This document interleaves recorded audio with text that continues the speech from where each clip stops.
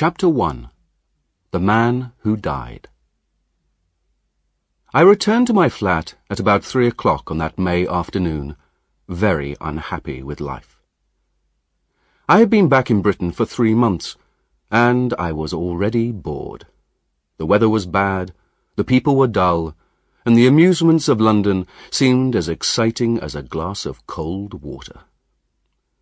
Richard Hannay, I told myself, you have made a mistake, and you had better do something about it. It made me angry when I thought of the years I had spent in Africa.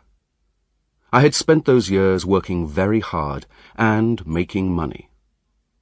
Not a lot of money, but enough for me. I had left Scotland when I was 6 years old, and I had never been home since. For years I had dreamt of coming home to Britain and spending the rest of my life there. But I was disappointed with the place after the first week. And so here I was, 37 years old, healthy, with enough money to have a good time, and bored to death. That evening I went out to dinner, and sat reading the newspapers afterwards. They were full of the troubles in South-East Europe, and there was a long report about Karaleides, the Greek Prime Minister. He seemed to be an honest man, but some people in Europe hated him. However, many people in Britain liked him, and one newspaper said that he was the only man who could prevent a war starting. I remember wondering if I could get a job in South-East Europe. It might be a lot less boring than life in London. As I walked home that night, I decided to give Britain one more day. If nothing interesting happened, I would take the next boat back to Africa. My flat was in a big new building in Langham Place. There was a doorman at the entrance to the building, but each flat was separate, with its own front door. I was just putting the key into my door when a man appeared next to me. He was thin, with a short brown beard and small, very bright eyes. I recognized him as the man who lived in a flat on the top floor of the building. We had spoken once or twice on the stairs. "Can I speak to you?" he asked. "May I come in for a minute?" His voice was shaking a little. I opened the door, and we went in. "Is the door locked?" he asked, and quickly locked it himself. "I'm very sorry," he said to me. "It's very rude of me, but I'm in a dangerous corner, and you look like the kind of man who would understand. If I explain, will you help me?" "I'll listen to you," I said. "That's all I promise." I was getting worried by this strange man's behavior. There was a table with drinks on it next to him, and he took a large whiskey for himself. He drank it quickly, and then put the glass down so violently that it broke. "I'm sorry," he said. "I'm a little nervous tonight. You see, at this moment, I'm dead." I sat down in an armchair and lit my pipe. "How does it feel?" I asked. I was now almost sure that the man was mad. He smiled. "I'm not mad, yet. Listen, I've been watching you, and I guess that you're not easily frightened. I'm going to tell you my story. I need help very badly, and I want to know if you're the right man to ask." "Tell me your story," I said, "and I'll tell you if I can help you." It was an extraordinary story. I didn't understand all of it, and I had to ask a lot of questions. But here it is. His name was Franklin P. Scudder, and he was an American. but he had been in Southeast Europe for several years. By accident, he had discovered a group of people who were working secretly to push Europe towards a war. These people were clever and dangerous. Some of them wanted to change the world through war. Others simply wanted to make a lot of money. And there is always money to be made from a war. Their plan was to get Russia and Germany at war with each other. I want to stop them, Scudder told me. And if I can stay alive for another month, I think I can. I thought you were already dead, I said. I'll tell you about that in a minute, he answered. But first, do you know who Constantine Karolides is? The Greek Prime Minister. I've just been reading about him in today's newspapers. Right. He's the only man who can stop the war. He's intelligent, he's honest, and he knows what's going on. And so, his enemies plan to kill him. I have discovered how. That was very dangerous for me. So, I had to disappear. They can't kill Karolides in Greece because he has too many guards. But on the 15th of June, he's coming to London for a big meeting. And his enemies plan to kill him here. You can warn him, I said. He'll stay at home. That's what his enemies want. If he doesn't come, they'll win. Because he's the only man who understands the whole problem, and who can stop the war happening. Why don't you go to the British police? I said. No good. They would bring in 500 policemen, but they wouldn't stop the murder. The murderer will be caught, and he'll talk and put the blame on the governments in Vienna and Berlin. It will all be lies, of course, but everybody will be ready to believe it. But none of this will happen if Franklin P. Scudder is here in London on the 15th of June. I was beginning to like this strange little man.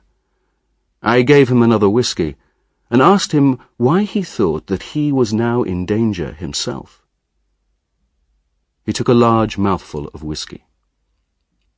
I came to London by a strange route, through Paris, Hamburg, Norway, and Scotland. I changed my name in every country, and when I got to London, I thought I was safe. But yesterday, I realized that they're still following me. There's a man watching this building. And last night, somebody put a card under my door. On it was the name of the man I fear most in the world.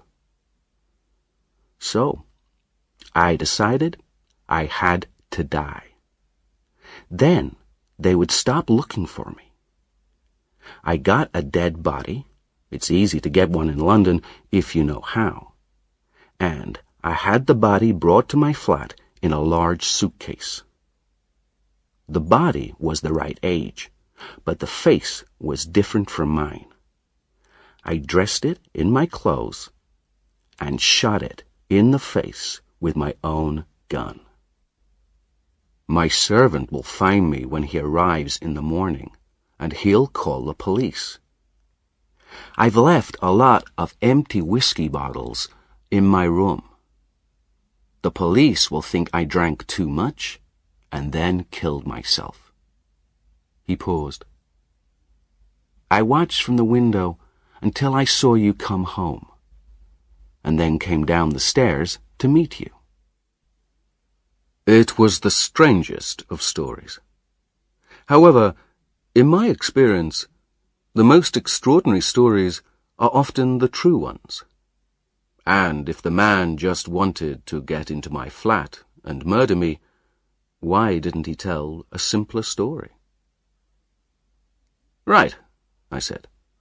I'll trust you for tonight. I'll lock you in this room and keep the key. Just one word, Mr. Scudder.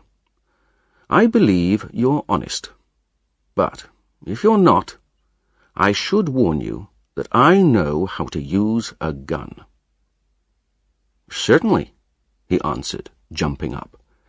I'm afraid I don't know your name, sir, but I would like to thank you. And could I use your bathroom? When I next saw him, half an hour later, I didn't recognize him at first. Only the bright eyes were the same. His beard was gone, and his hair was completely different. He walked like a soldier, and he was wearing glasses, and he no longer spoke like an American. "Mr. Scudder!" I cried. "Not Mr. Scudder," he answered. "Captain Theophilus Digby of the British Army. Please remember that." I made him a bed in my study, and then went to bed myself, happier than I had been for the past month. Interesting things did happen sometimes, even in London. The next morning, when my servant Paddock arrived, I introduced him to Captain Digby. I explained that the captain was an important man in the army, but he had been working too hard and needed rest and quiet. Then I went out, leaving them both in the flat. When I returned at about lunchtime, the doorman told me that the gentleman in flat 15 had killed himself. I went up to the top floor, had a few words with the police, and was able to report to Scudder that his plan had been successful. The police believed that the dead man was Scudder, and that he had killed himself. Scudder was very pleased. For the first 2 days in my flat, he was very calm, and spent all his time reading and smoking, and writing in a little black notebook. But after that, he became more restless and nervous. It was not his own danger that he worried about, but the success of his plan to prevent the murder of Karolides. One night, he was very serious. "Listen, Hannay," he said. "I think I must tell you some more about this business. I would hate to get killed without leaving someone else to carry on with my plan." I didn't listen very carefully. I was interested in Scudder's adventures, but I wasn't very interested in politics. I remember that he said Karolides was only in danger in London. He also mentioned a woman called Julia Czechenyi. He talked about a black stone and a man who lisped when he spoke. And he described another man, perhaps the most dangerous of them all. An old man with a young voice who could hood his eyes like a hawk. The next evening, I had to go out. I was meeting a man I had known in Africa for dinner. When I returned to the flat, I was surprised to see that the light in the study was out. I wondered if Scudder had gone to bed early. I turned on the light, but there was nobody there. Then I saw something in the corner that made my blood turn cold. Scudder was lying on his back. There was a long knife through his heart, pinning him to the floor. Chapter 2. The Milkman Starts His Travels. I sat down in an armchair and felt very sick. After about 5 minutes, I started shaking. The poor white face with its staring eyes was too much for me. So I got a tablecloth and covered it. Then I took the whiskey bottle and drank several mouthfuls. I had seen men die violently before. I had killed a few myself in the Matabele War. But this was different. After a few more minutes, I managed to calm myself down a little. I looked at my watch and saw that it was 10:30. I searched the flat carefully, but there was nobody there. Then I locked the doors and windows. By this time, I was beginning to think more clearly. It looked bad for me. That was clear. It was now certain that Scudder's story was true. The proof was lying under the tablecloth. His enemies had found him, and made sure of his silence. But he had been in my flat for 4 days, and they must think he had told his story to me. So, I would be the next to die. It might be that night, or the next day, or the day after, but it was sure to happen. Then I thought of another problem. I could call the police now, or go to bed and wait for Paddock to discover the body and call them in the morning. But what would the police think? What story would I tell them about Scudder? I had lied to Paddock about him, and my story would be hard to believe. They would arrest me for murder, and I had no real friends in England to help me. Perhaps that was part of the plan. An English prison would be a safe place for me until the 15th of June. Even if the police did believe my story, I would still be helping Scudder's enemies. Karolides would stay at home, which was what they wanted. Scudder's death had made me certain that his story was true. Now I felt responsible for continuing his work. I hate to see a good man beaten, and if I carried on in Scudder's place, the murderers might not win. I decided I must disappear, and remain hidden until just before the 15th of June. Then I must contact some government people and tell them Scudder's story. I wished he had told me more, and that I had listened more carefully to what he had told me. There was a risk that the government would not believe me, but it was my best chance. Perhaps more evidence would appear which would help me to make my story believable. It was now the 24th of May, so I had 20 days of hiding. 2 groups of people would be looking for me. Scudder's enemies, who would want to kill me, and the police, who would want me for Scudder's murder. There was going to be a chase, and, surprisingly, I was almost happy about this. I did not want to sit in one place and wait. If I could move, the situation did not seem so bad. I wondered if Scudder had any papers which would give me more information about his business. I lifted off the tablecloth and searched him. There were only a few coins in his trouser pockets. There was no sign of the little black notebook. I supposed his murderer had taken that. When I turned from the body, I noticed that all the cupboards were open. Scudder had been a very careful man, and always kept the place tidy. Someone had been searching for something, and perhaps for the notebook. I went round the flat and found that everything had been searched. The insides of books, cupboards, boxes, even the pockets of my clothes. There was no sign of the notebook, So Scudder's enemies had probably found it in the end. Then I got out a map of Britain. My plan was to find some wild country. I was used to Africa, and I would feel trapped in the city. I thought Scotland would probably be best, because my family came from Scotland, and I could pretend to be a Scotsman easily.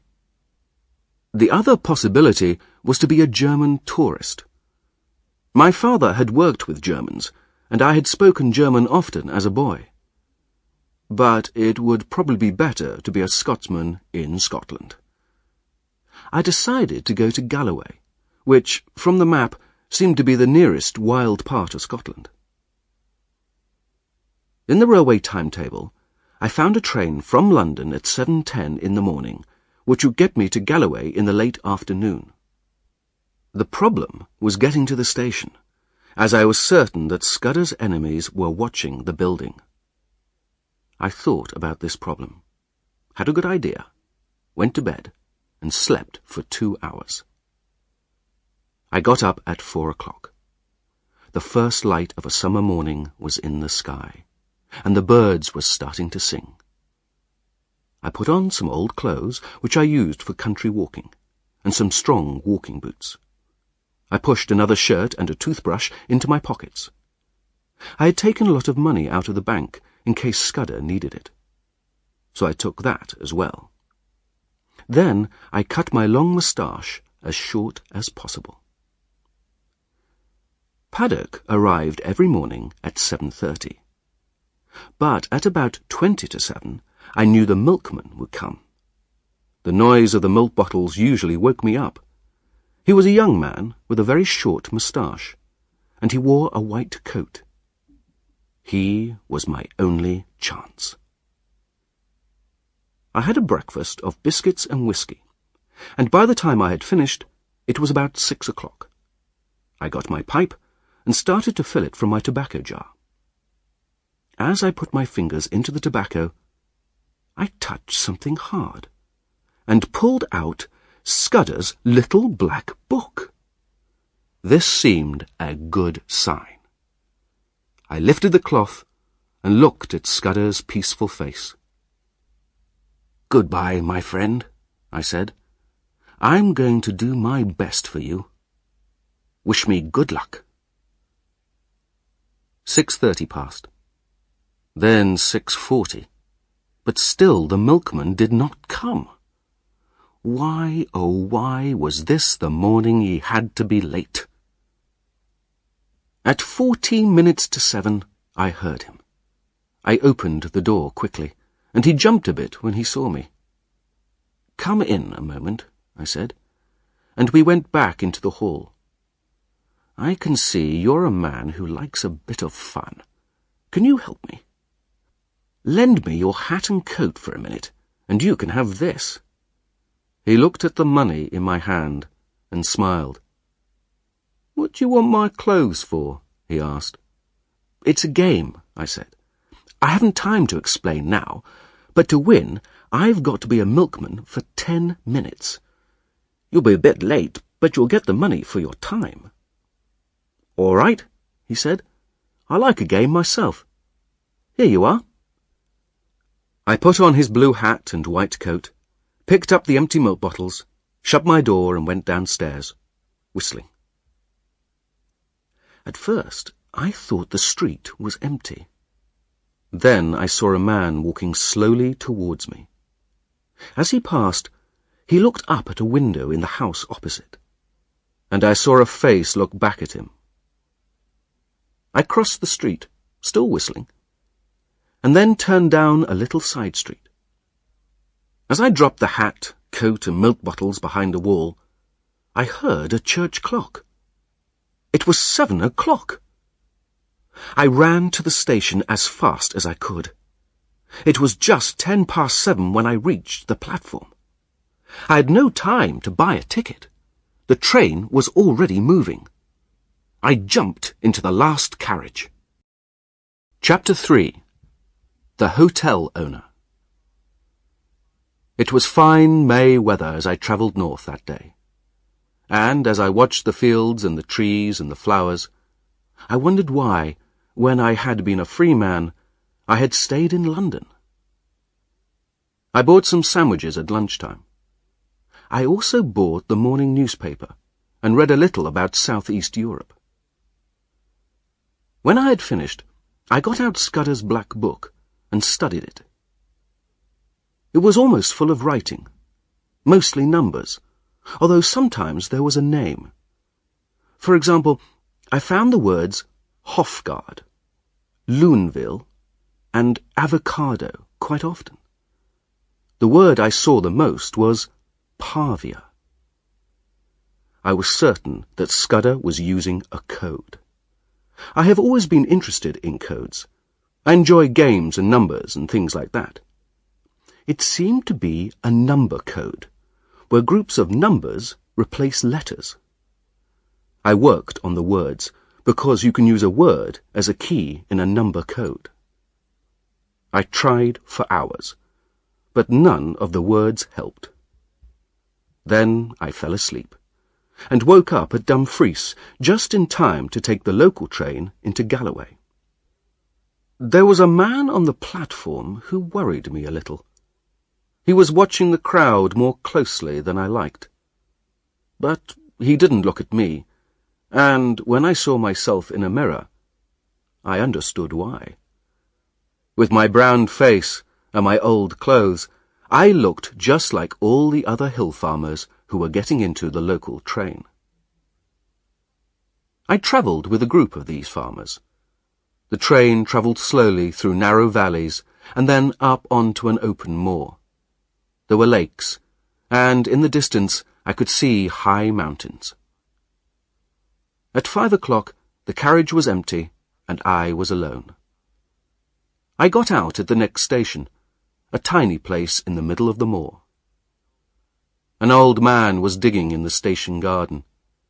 He stopped, walked to the train, collected a packet, and went back to his potatoes. A 10-year-old child took my ticket, and I came out of the station onto a white road across the moor. It was a beautiful, clear spring evening. I felt like a boy on a walking holiday, instead of a man of 37 very much wanted by the police. I walked along the road whistling, feeling happier every minute. After some time, I left the road and followed a path along a little stream. I was getting tired when I came to a small house. The woman who lived there was friendly and said I could sleep there. She also gave me an excellent meal. Her husband came home from the hills later in the evening. We talked about cows and sheep and markets, and I tried to remember some of the information I heard, because it might be useful. By 10 o'clock I was asleep, and I slept until 5 o'clock in the morning. The couple refused any money, and by 6 o'clock I had eaten breakfast and was moving again. I wanted to get back to the railway at a different station. Then I would go back to the east towards Dumfries. I hoped that if the police were following me, they would think that I had gone on to the coast in the west, where I could escape by ship. I walked in the same beautiful spring weather as before, and still couldn't make myself feel nervous or worried. After a time, I came to the railway line, and soon a little station, which was perfect for my plan. There was just a single line and moors all around. I waited until I saw a train in the distance, and then bought a ticket to Dumfries. The only person in the carriage was an old farmer with his sheepdog. He was asleep, and next to him was a newspaper. I picked it up to see if there was any news about me. There was only a short piece about the Langham Place murder. My servant Paddock had called the police, and the milkman had been arrested. The poor man had spent most of the day with the police, but they had let him go in the evening. the police believed that the real murderer had escaped from London on a train to the north. When I had finished reading, I looked out of the window and noticed that we were stopping at the station where I had got out yesterday. 3 men were talking to the man who I had seen digging potatoes. I sat well back from the window and watched carefully. One of the men was taking notes, and I supposed they were from the local police. Then I saw the child who had taken my ticket talking, and the men looked out across the moor along the road I had taken. As we left the station, the farmer woke up, looked at me, and asked where he was. He had clearly drunk too much. "I'm like this because I never drink," he said sadly. "I haven't touched whiskey since last year, not even at Christmas. And now I've got this terrible headache." "What did it?" I asked. "A drink they call brandy. I didn't touch the whiskey because I don't drink, but I kept drinking this brandy. I'll be ill for a fortnight." His voice got slower and slower, and soon he fell asleep again. I had planned to leave the train at a station, but now it stopped by a river, and I decided this would be better. I looked out of the carriage window and saw nobody. So I opened the door and dropped quickly down into the long grass. My plan was going perfectly, until the dog decided that I was stealing something and began to bark loudly. This woke up the farmer, who started to shout. He thought I was trying to kill myself. I crawled through the long grass for about 100 meters, and then looked back. The train driver and several passengers were all staring in my direction. Luckily, the dog was now so excited that he pulled the farmer out of the carriage. The farmer began to slide down towards the river. The other passengers ran to help him. The dog bit somebody, and there was a lot of excited shouting. Soon they had forgotten me. And the next time I looked back, the train was moving again. I was now in the middle of the empty moor, and for the first time I felt really frightened. Not of the police, but of the people who knew that I knew Scudder's secret. If they caught me, I would be a dead man. I reached the top of a low hill and looked around. To the south, a long way away, I saw something which made me tremble. Low in the sky, a small plane was flying slowly across the moor. I was certain that it was looking for me, and I was also certain that it was not the police. I hid low in the heather and watched it for an hour or two as it flew in circles. Finally, it disappeared to the south. I did not like this spying from the air, and I began to think that an open moor was perhaps not the best place to hide. I could see distant forests in the east, and decided that would be better country. It was about 6 o'clock in the evening when I left the moor and entered the trees. I came to a bridge by a house, and there, on the bridge, was a young man.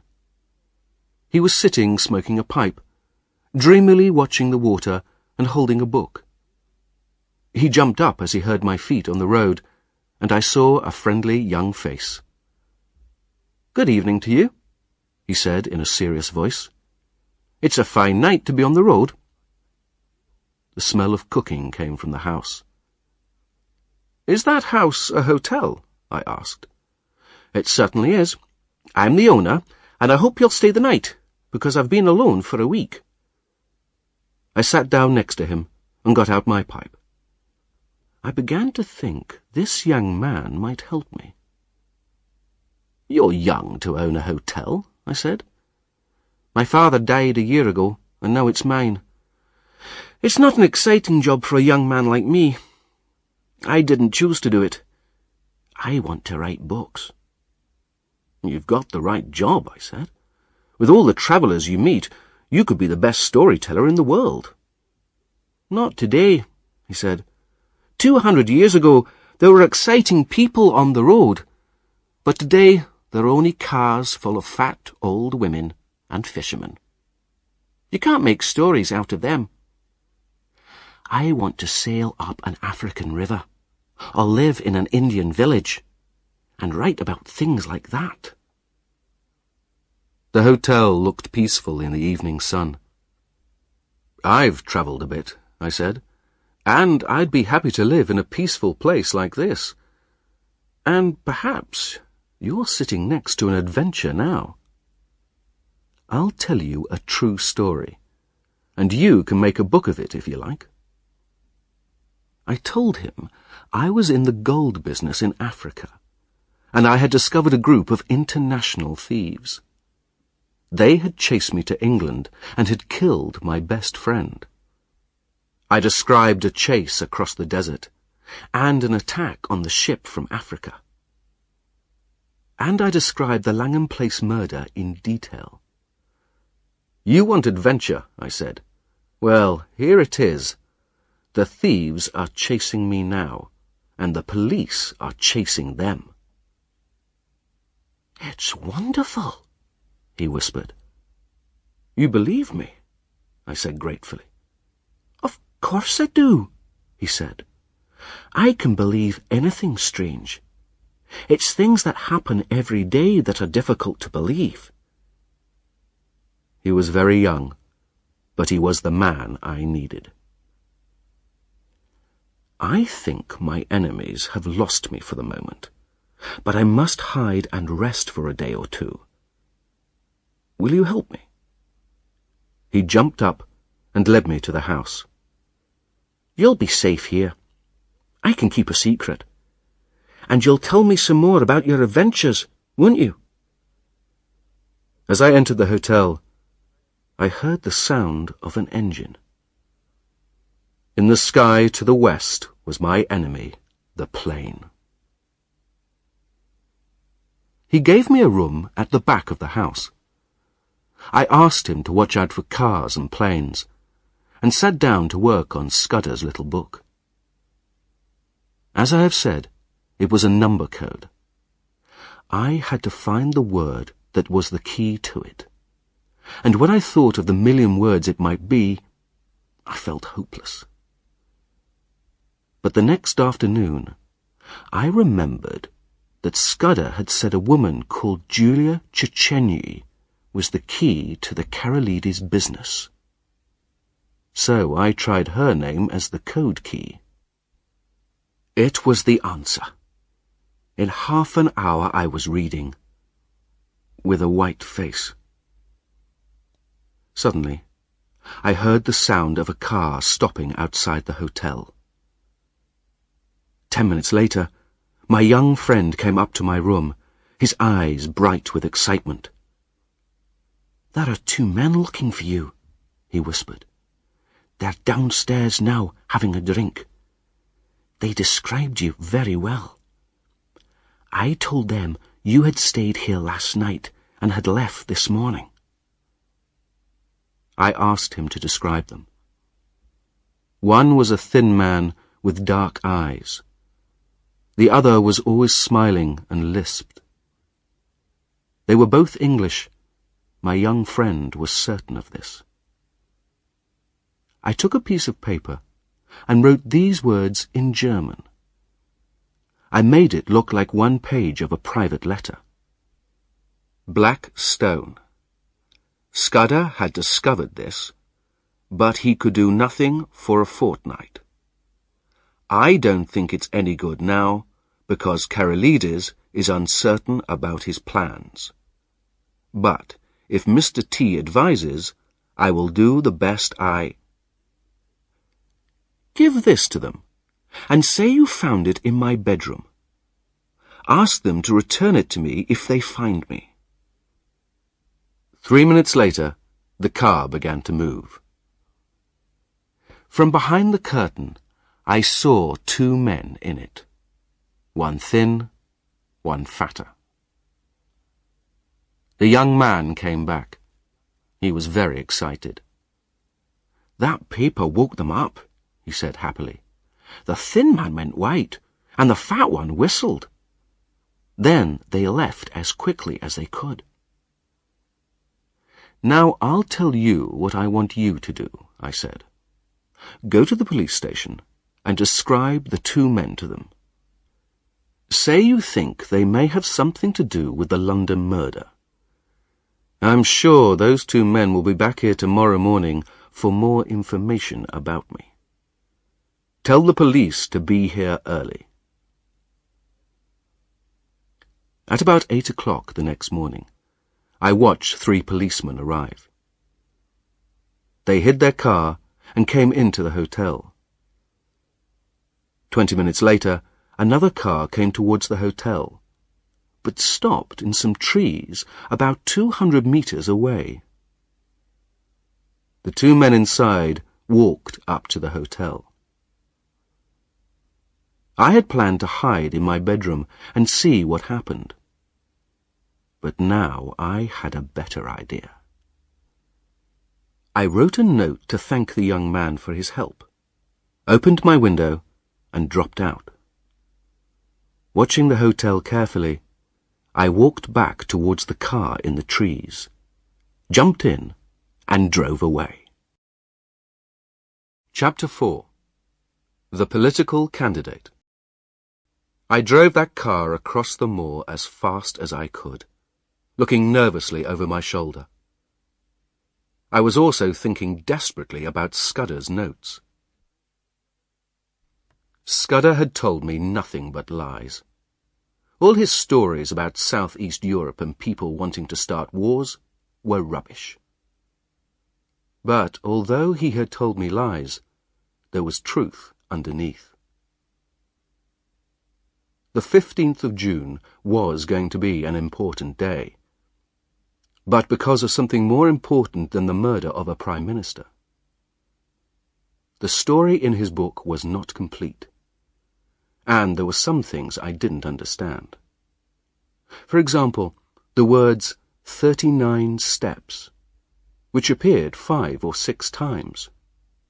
The last time the words were used, Scudder had written 39 steps, I counted them, high tide at 10:17 p.m. The first thing I learned was that war was certain. Everything was planned. Karolides was going to be murdered, and nothing could prevent it. The second thing I learned was that Britain was not prepared for war. Karolides would be murdered, and war would seem certain. Germany would pretend to be against war, but while we and they discussed peace, their submarines would silently fill the seas around us. There was something else. Although the newspapers didn't know it, the British and French governments were close allies, and had agreed to prepare for war together. The most important officers in the armies and navies met regularly, and in June one of the top people was coming from Paris for a meeting. He would be told the exact details of the British Navy's preparations for war. But on the 15th of June, other people were going to be in London. Scudder didn't give names, but called them just the Black Stone. They had a plan to get hold of this information, which was meant only for the French government. And the information would be used by our enemies just a week or 2 later, with a most terrible effect. My first idea was to write a letter to the British Prime Minister. But nobody would believe my story. I had to find proof that Scudder's story was true. And this would not be easy with the police and the Black Stone following me. I drove to the east through a country at peace. But I knew that in a month's time, unless I was very lucky, men would be lying dead in this quiet countryside. I came into a village, and I saw a policeman standing outside the post office and reading something carefully.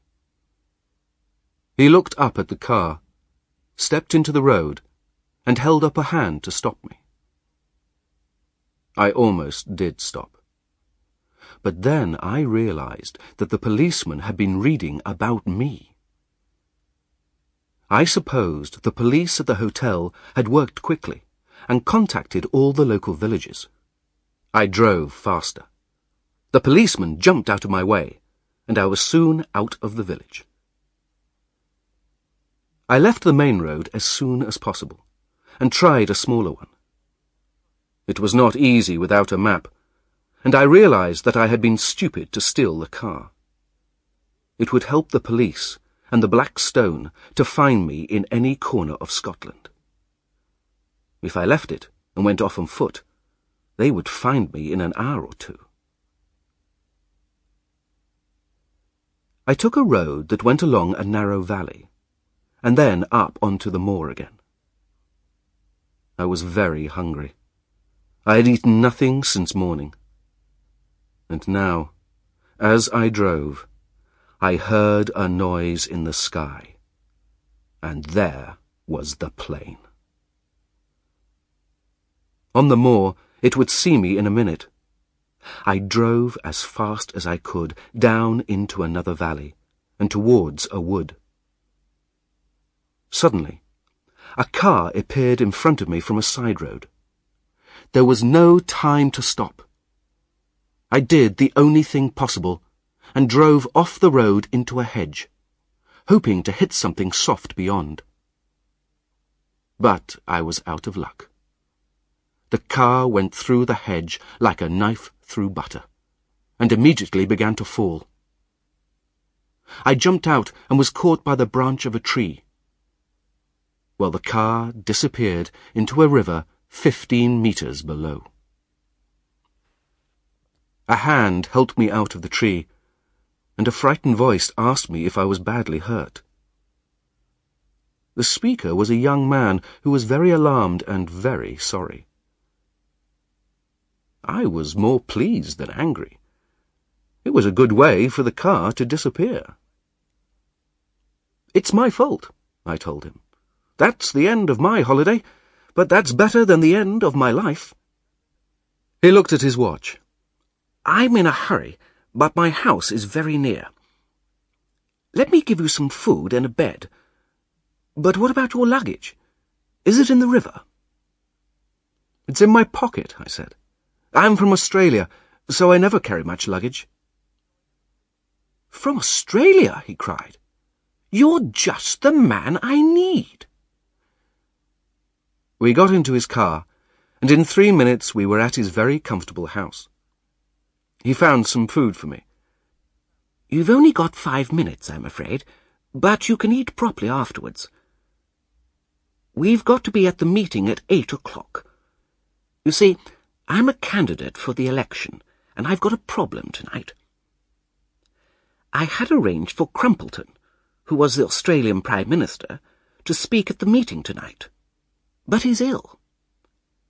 I've got to speak for 40 minutes, and I don't know what to say.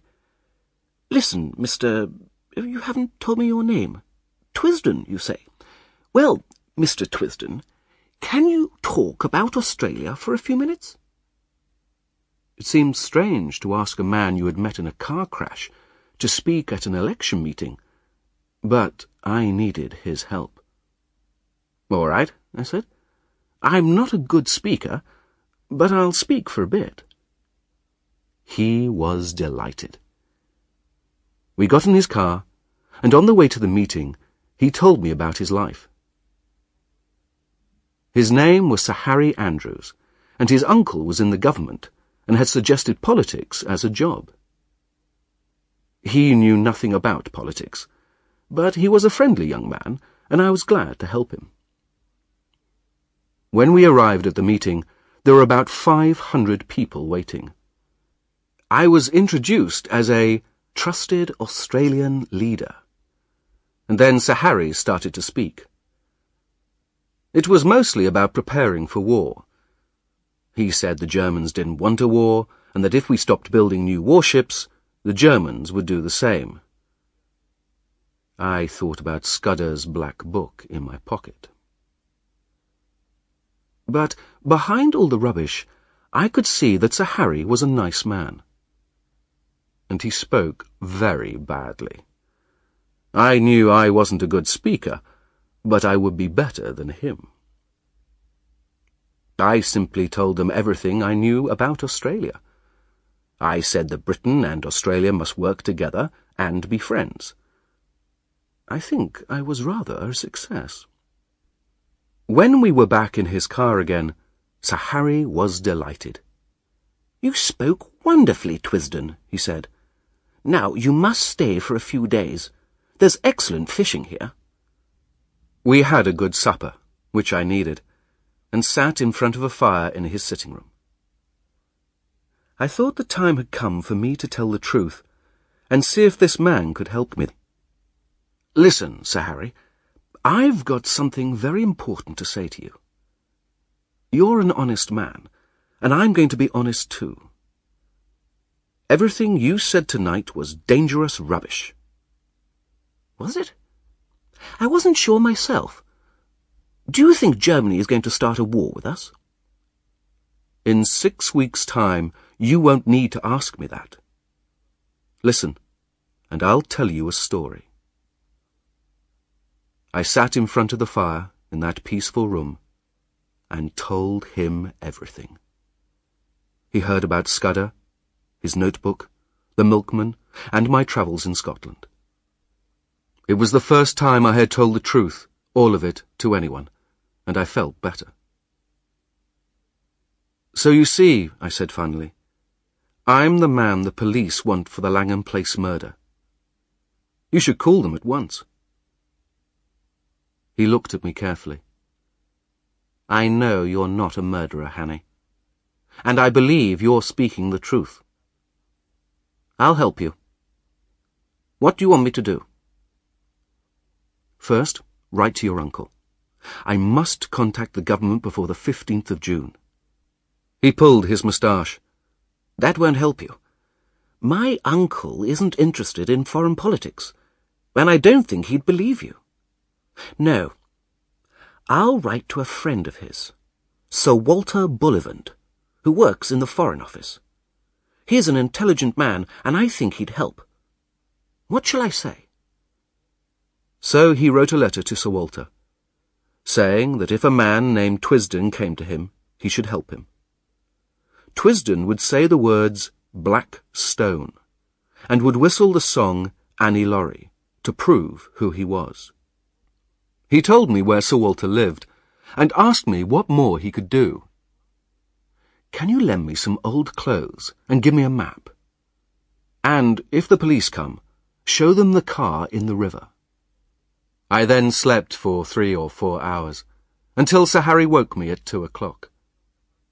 He gave me an old bicycle for the first part of the journey. Chapter 5.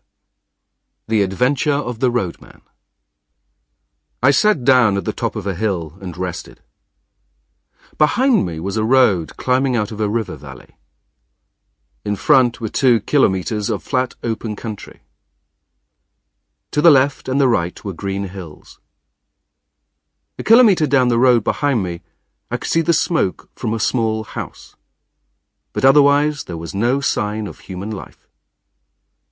There were only the sounds of birds singing and water flowing. It was now about 7 o'clock in the morning, and as I waited, I heard the sound of an engine in the air. I realized that I was in a bad position, because I had nowhere to hide. I sat hopelessly as the aeroplane came nearer. It was high at first, but then it came down very low. I could see one of the two men looking at me very carefully. Then, suddenly, it went up and disappeared. I had to think quickly. My enemies had found me, so now, I supposed, they would put a circle of men around the hills. They had probably seen my bicycle, so they would expect me to try and escape by road. I found a small lake about 100 meters from the road and threw the bicycle in. Then I climbed to a higher bit of ground and looked around. There was nowhere to hide. The moor was open, but to me it was like a prison. I started to walk to the north, and as I walked, I saw a car about 15 kilometers away on the road. And, in the valley below me, I could see a line of men walking slowly upwards. The north was no good. I turned and began to run southwards. I ran hard, watching the skyline in front of me, and soon I thought I could see distant figures on the hill. I turned again and ran down to the road. If you have enemies all around you, the best plan is to hide, while they search and do not find you. But there was nothing to hide in. Nothing but the moor, the heather, and the white road. Then, in a bend in the road, I found the roadman. He had just started work mending the road when he saw me. "I'm sorry I ever stopped farming," he said. "I was my own boss then. Now I have to do what the government orders, and I'm a prisoner here with aching eyes and a bad back, and my head's going to explode." He was about the same age as me, and wore big black glasses. He started to work again, and then stopped. "I can't do it," he cried. "I'm going back to bed." I asked him what the problem was, although I could guess. "It was my daughter's wedding last night, so we were dancing and drinking until 4 o'clock in the morning. And the new road inspector is coming to visit today. He'll come and not find me, or he'll come and find me like this. Whatever happens, I'm finished." Then I had an idea. "Does this new inspector know you?" "No, he started last week." "Where's your house?" He pointed to the small house I had seen before. "Well, go back to bed," I said, "and sleep in peace. I'll do your job for the day and see the inspector." He stared at me for a minute, then smiled. "You're the man for me. It's an easy job." He pointed to several big heaps of stones along the side of the road. "Just put the stones down all along the edges of the road. My name's Alexander Turnbull, but my friends call me Eki. If you speak to the inspector politely, he'll be happy. I'll come back at 5 o'clock. I borrowed his glasses and a very dirty hat, and gave him my good clothes. I also borrowed a very old pipe. My new friend walked off slowly to his bed. I hoped he would be inside his house when my enemies arrived. I put as much dirt as possible on my face, hands, and clothes, and rubbed some into my eyes to make them red. My boots did not look like a workman's boots, so I kicked them against the rocks to make them look older. The roadman had left his sandwiches, and I was happy to eat some of them. There was still nothing moving on the road when I started work. After some time, I was getting hot, and I was beginning to count the hours until evening, when I heard a voice and saw a young man in a small car looking at me. "Are you Alexander Turnbull?" he said. "I'm the new road inspector. You're doing these edges well, but there's a soft place about 1 kilometre down the hill. Don't forget that, will you? Good day now."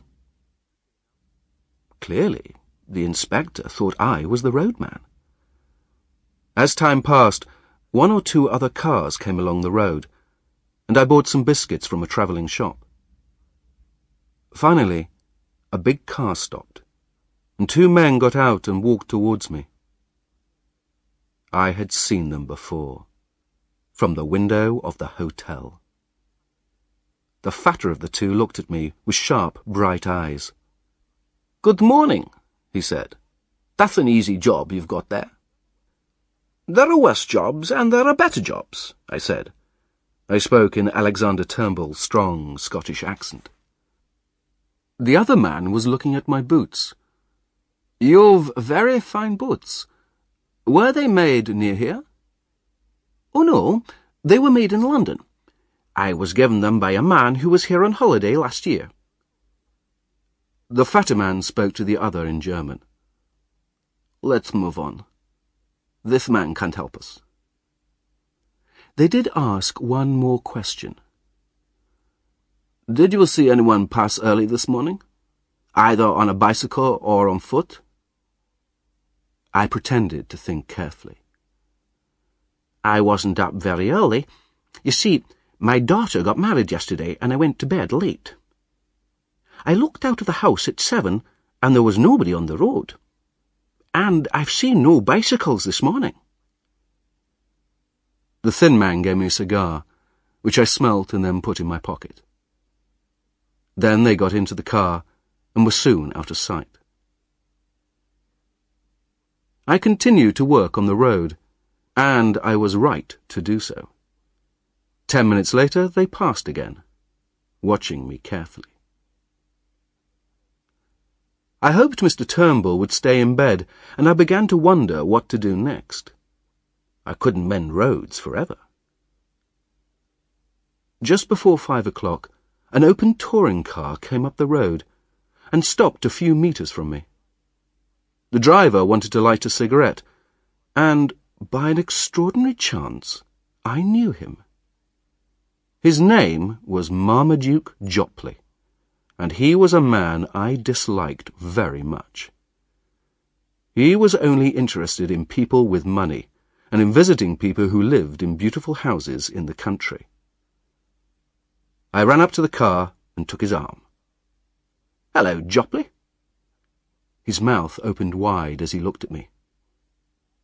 "Who are you?" "My name's Hannay," I said. "You remember me." "The murderer!" he cried. "Yes, and there'll be another murder if you don't help me. Give me your coat and hat." He did what I asked. He was very frightened.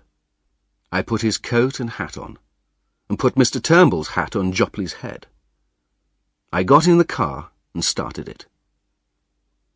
"Now, my friend," I said, "you sit quietly and be a good boy.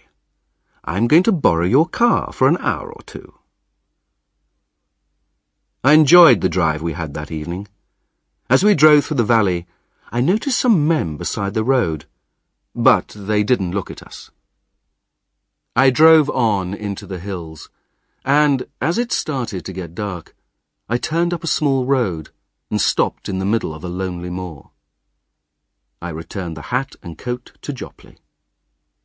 "Thank you very much," I said. "You can be quite useful. Now you better go and find the police." As I sat on the moor and watched the car's lights disappear, I thought about my new life as a criminal. I was not a murderer, but I had developed a habit of stealing expensive cars. Chapter 6. The Bald Writer. I spent the night in the hills, in some thick heather behind a rock. I had no coat, and I was very cold.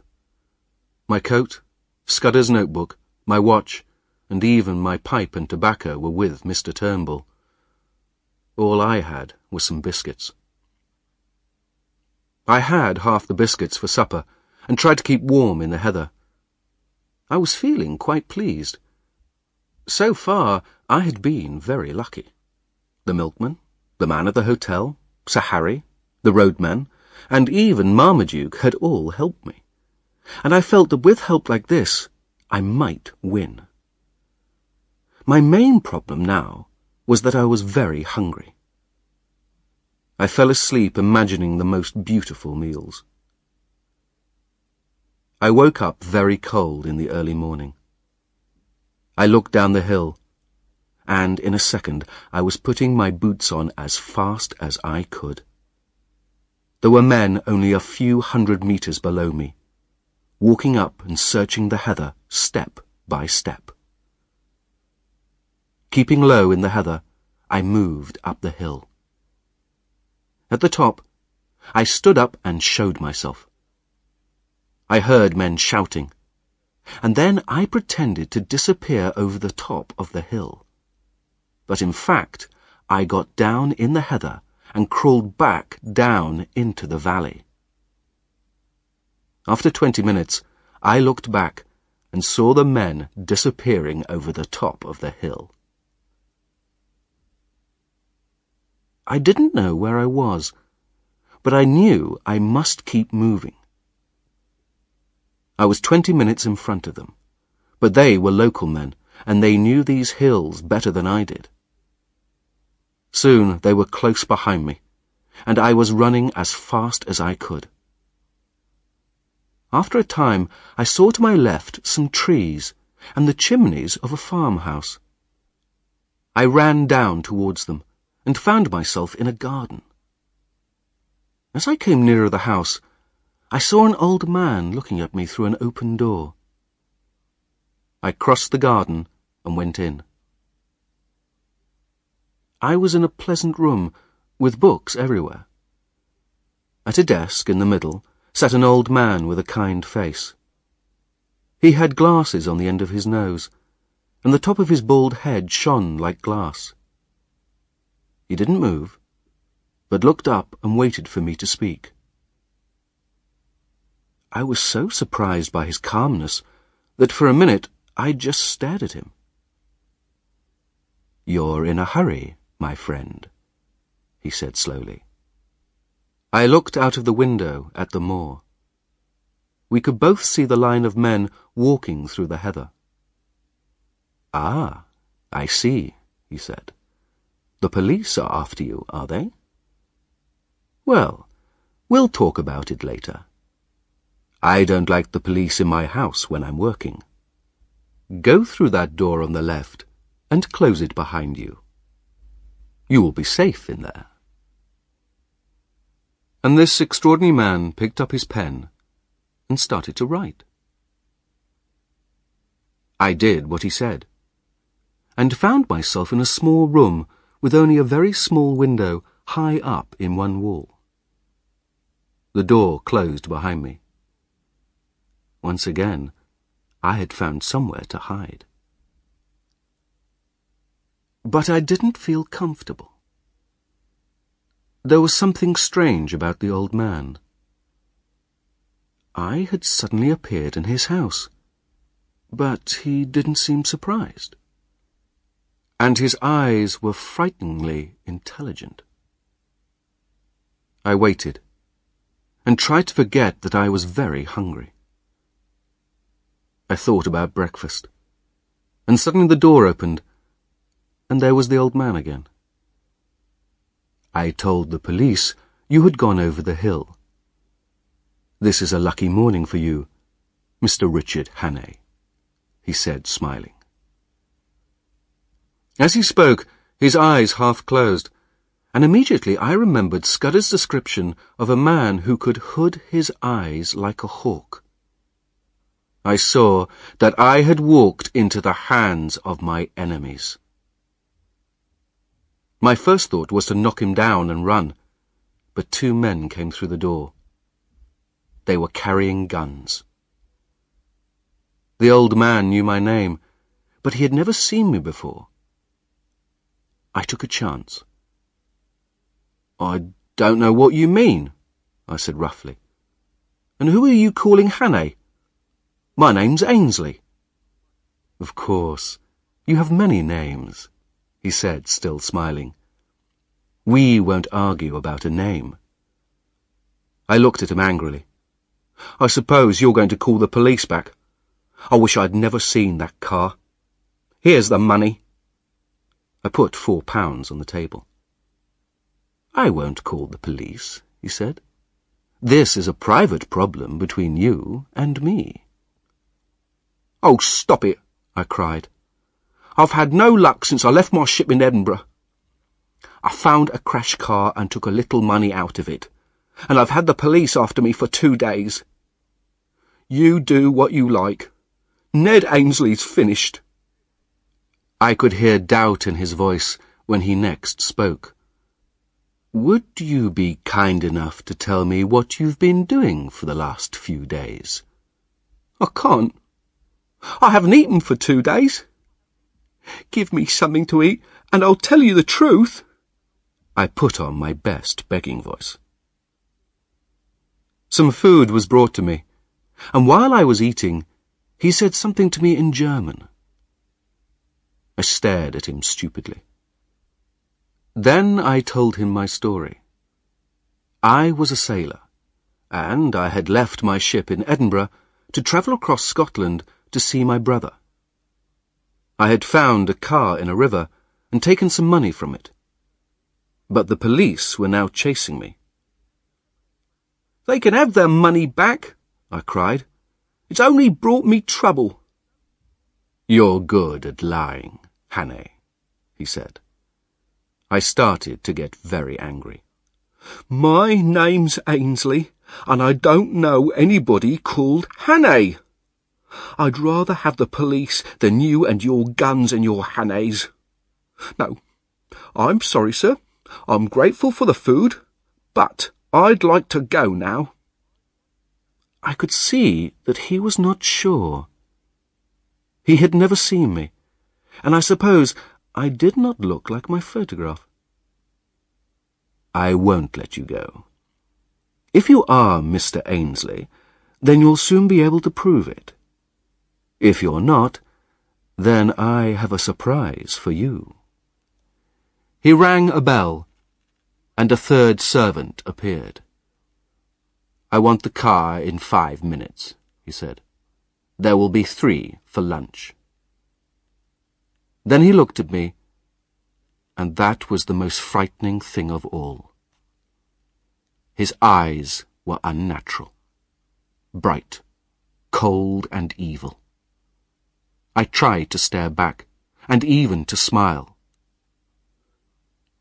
"You'll know me next time we meet," I said.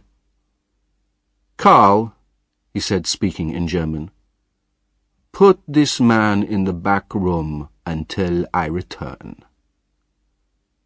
I was taken out of the room with a gun at each ear. The back room was very dark and full of old bottles and boxes. The windows had shutters on the outside. The key turned in the door, and I could hear the feet of the guards outside.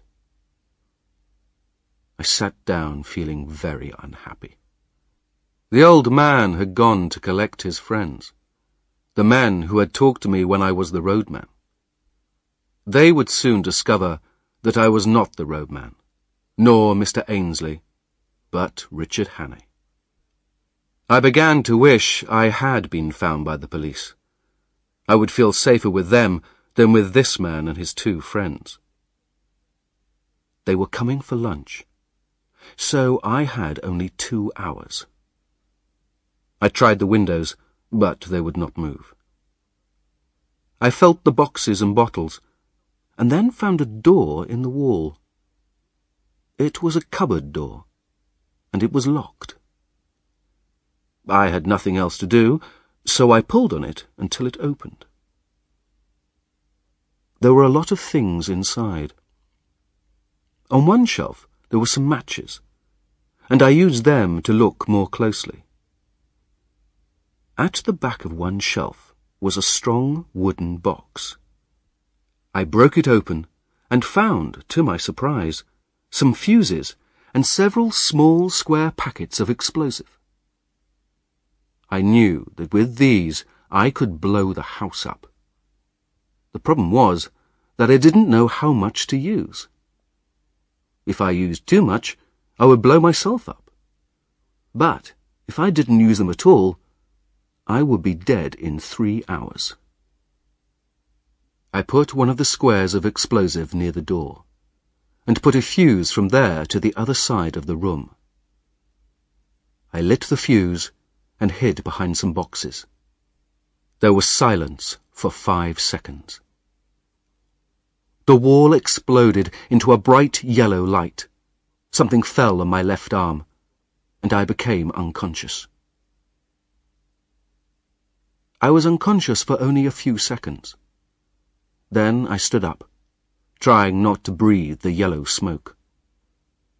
The window had been blown out, and I climbed out into the garden. Across the garden there were some buildings, and one was an old tower. I felt too ill to go very far, and that seemed the best hiding place. The climb up the outside of that tower was the most difficult thing I ever did. My head felt terrible, and the smoke had made me very sick. But in the end I managed it, and lay down at the top. Then I became unconscious again.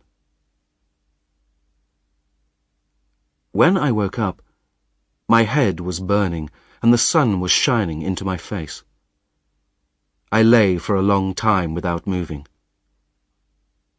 I could hear men talking. I looked through a hole in the wall and saw men with guns. There was the bald man, and I thought I could see the fat one too. For half an hour they searched all the buildings. They came to the door at the bottom of my tower, and for a minute I thought they were going to come up, but the door was locked. All afternoon I lay on that roof. I was terribly thirsty, and, to make it worse, I could see and hear a small stream which came off the moor and flowed near the farm. I wanted a drink of that cool, clear water more than anything in the world. From the tower, I could see all the moor around. I saw 2 men go off in a car, and another man on a horse, and I imagined they were looking for me. But I could also see something more interesting. At the top of the hill behind the house was a ring of trees with grass inside. It was clear that this was where the plane landed. It was an excellent place for an airfield. It could not be seen from below because it was at the top of the hill. From the valley, the hill seemed covered with trees, and anyone watching the plane coming in to land would think it was just flying over the hill. I realized that if the plane arrived now, the pilot would probably see me. So I lay still and hoped night would come quickly. Luckily, when the plane did arrive, it was almost dark. I watched it land, and then waited until everything was quiet. There was no moon, and I was too thirsty to wait. So at 9 o'clock, I climbed down. Halfway down, somebody came out of the house with a light, and I froze. Then the light disappeared, and I continued down to the ground. I crawled as far as the trees. I guessed that the house would be guarded in some way, so I continued very slowly and carefully, and found a wire about 60 centimeters from the ground. Falling over that would doubtless start alarm bells ringing in the house. 100 meters further on, there was another wire, but after that, it was the open moor. 10 minutes later, I had my head in the stream, and I drank liters of cold water. I did not stop again until I was 10 kilometers from that terrible house. Chapter 7. The Fisherman. I sat on a hilltop and thought about my next move. I wasn't very happy, because although I had escaped, I was feeling very ill. The smoke had been very unpleasant, and the day on the roof had made things worse. I had a terrible headache, and my arm hurt so badly that I could not move it. I decided to go back to Mr. Turnbull's house and find my clothes and Scudder's notebook. Then I would take a train to the south. The sooner I met Sir Harry's friend in the government, Sir Walter Bullivant, the better. I hoped he would believe my story, but even if he did not, I would be safer with him, or even the British police, than with those men at the farmhouse. It was a clear, starry night, and easy to find my way across the hills. I thought I was probably about 30 kilometers from Mr. Turnbull's house, so I could not get there in one night. I would have to hide somewhere for the day. When it started to get light, I stopped to wash in a river, and then knocked on the door of a small house. I told the woman who lived there that I had had a bad fall, and she could see that I was not well. She gave me some milk and whiskey.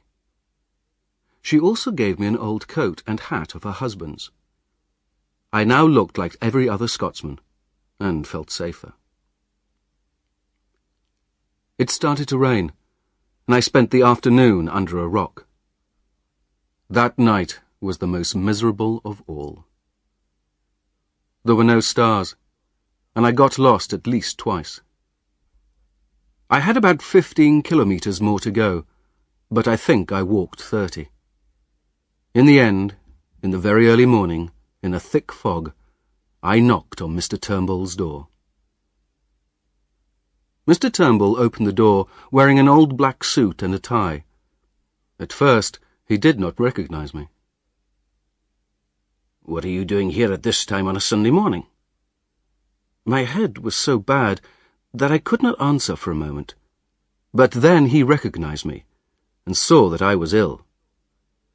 "Have you got my glasses?" he asked. I took them out of my pocket and gave them to him. "You want your clothes," he said. "Come in. You're not looking well at all. Come and sit down."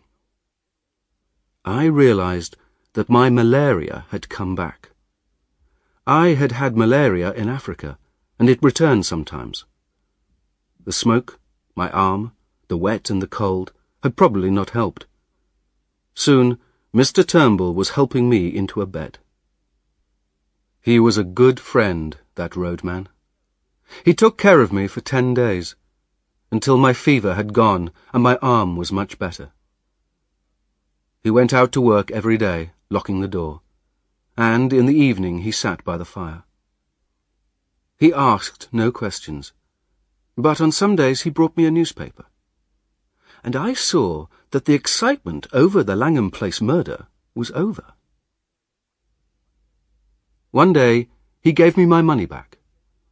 "There's a lot of money there. You better count it and see if it's all there." I wanted to move as soon as possible, but it was not until the 12th of June that I felt well enough to go.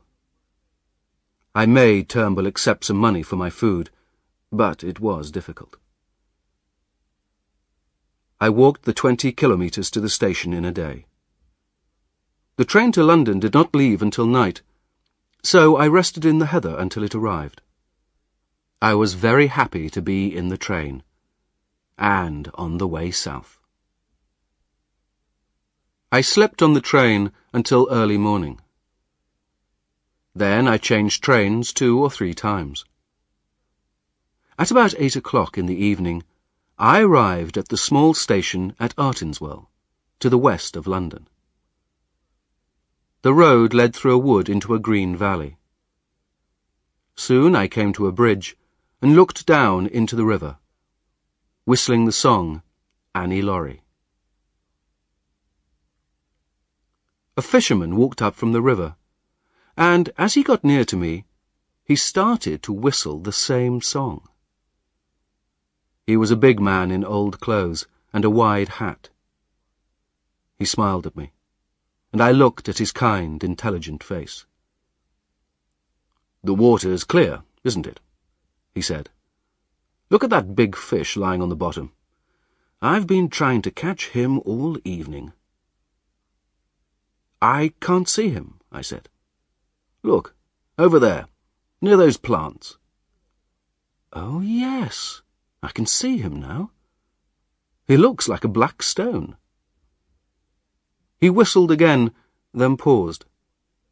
"Your name's Twisden, isn't it?" "No," I said. "I mean, yes.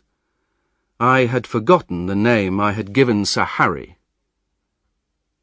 "It's a good idea to know your own name," he said, smiling. I looked at him again, and began to think that this kind, intelligent man would be a real ally at last. Then he pointed to a house by the river, and said quietly, "Wait 5 minutes, then come to the back door." He walked off. I did as he asked, and found the back door open and a servant waiting. "Come this way, sir," he said, and took me to a bedroom. There were clothes waiting for me, and shaving things. "There's a bathroom next door. Dinner is in half an hour." The servant left, and I sat down. I was very surprised, but also delighted.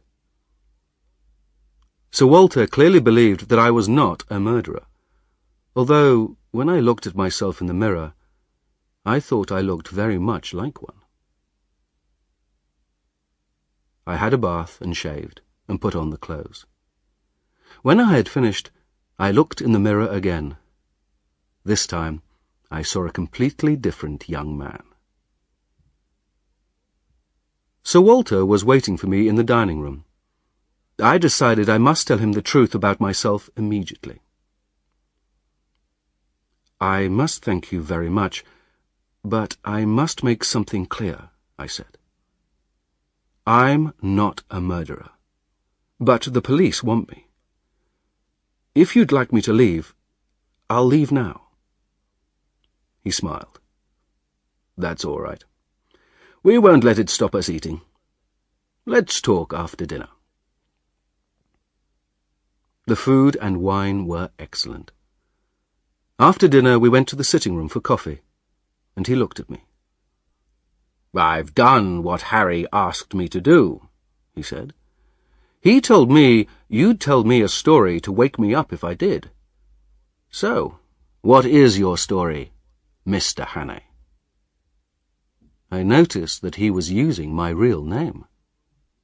I told him the whole story, from the night I came home and found Scudder at my door. I told him what Scudder had told me about Karolides, and saw him smile once or twice. Then I told him about the murder, and the milkman, and Scotland, and Scudder's notebook. "You've got it here?" he asked, and looked pleased when I took it from my pocket. I said nothing about what I had read in Scudder's notes. Then I told him about my meeting with Sir Harry, and he laughed. My day as a roadman interested him.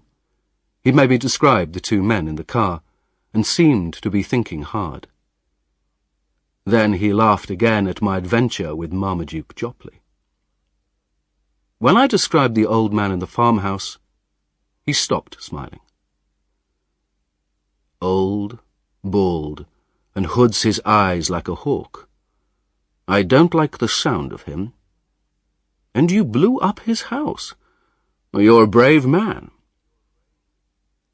I reached the end of my story. He stood up by the fire and looked down at me. "You don't need to worry about the police," he said. "They don't want you anymore." "Have they arrested the murderer?" "No, but they know it's not you." "How?" "Because I heard from Scudder. I knew him a bit. He was a strange man, but he was honest. I had a letter from him on the 31st of May. But he'd been dead for a week by then. The letter was written and posted on the 23rd. His letters usually went to Spain and then Newcastle, so they took a week to arrive. What did he say? That he was in danger. He said he was living in Langham Place and that he was with a good friend. I think he wanted to help you in case he was murdered. When I got the letter, I went to Scotland Yard and talked to the police. You can imagine that I felt 10 times better. I was a free man, and my only enemies were my country's enemies. Now, let's see this notebook, said Sir Walter. It took us an hour to work through it. I explained the code, and he understood very quickly. When we had finished, he sat silent for a while. I don't understand all of this, he said at last. He's right about one thing, and that is the meeting on the 15th. How can anyone have discovered about that? But all this about war and the Black Stone, it's very strange. Scudder did like to make things seem important and exciting. The Black Stone, he repeated. It's like a cheap detective story. And all this about Carolides can't be true. Carolides will be alive when we're both dead.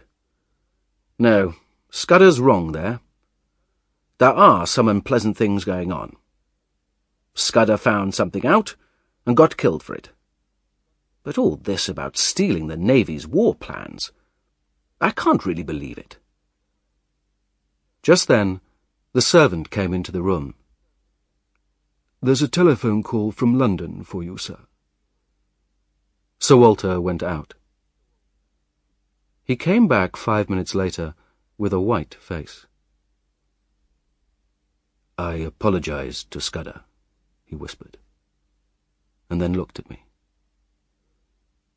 Carolides was shot dead at 7 o'clock this evening. Chapter 8. The Coming of the Black Stone. I came down to breakfast the next morning and found Sir Walter reading a coded message. He seemed less relaxed than yesterday.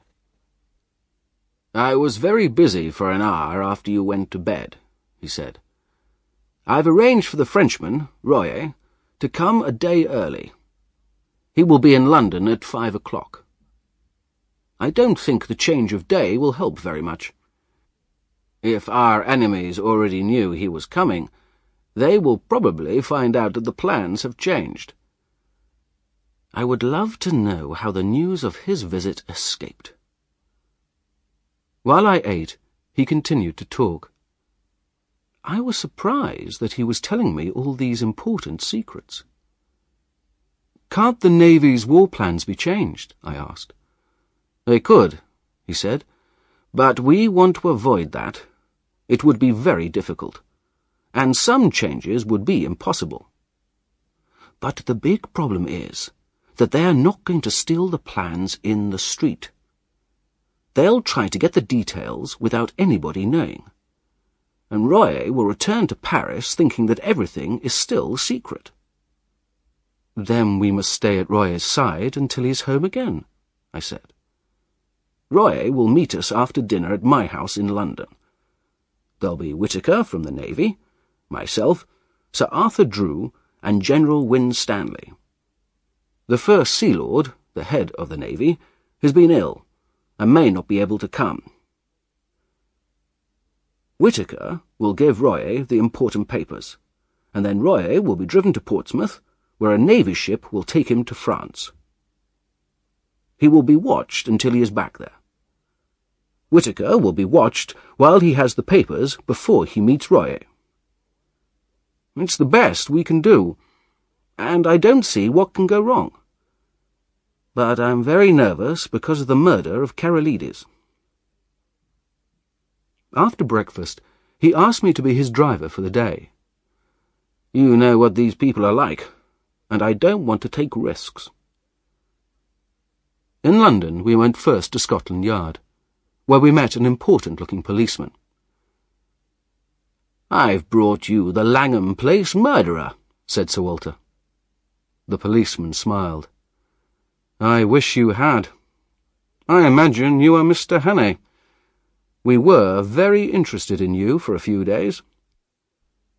"Mr. Hannay will interest you again, McGillivray, but his story must wait 24 hours. But I would like you to tell Mr. Hannay that you don't want to arrest him any more." "Of course we don't." The policeman turned to me. "Your flat and your servant are waiting for you, although you may not want to return there." As Sir Walter and I left, he said I was free for the rest of the day. "Come and see me tomorrow, Hannay.